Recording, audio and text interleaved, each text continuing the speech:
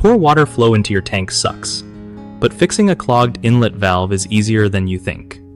So, first up, check your inlet valve for any obvious gunk or buildup, like mineral deposits or dirt.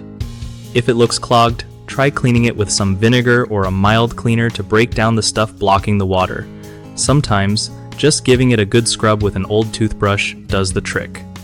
If cleaning doesn't work, you might need to replace the whole valve, which is usually pretty affordable and not too hard if you have basic tools.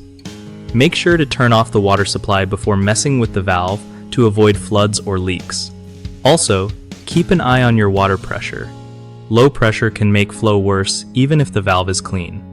Regular maintenance can save you from big headaches later, so don't wait until the problem gets out of hand.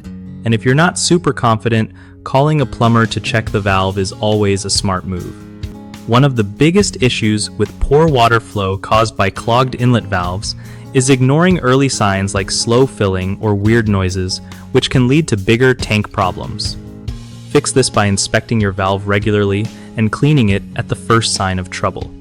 Another common mistake is thinking all valves are the same, so buying the wrong replacement part messes things up. Always check your tank model before ordering. Lastly, people often skip shutting off the water supply before working on the valve, which causes messy leaks. So always turn off the main water line first and double check it's off before starting. BigHomeProjects.com makes it way easier for homeowners to find trusted local contractors who actually know their stuff. Plus, it helps contractors connect with homeowners looking for quality work, so everyone wins when projects get done right.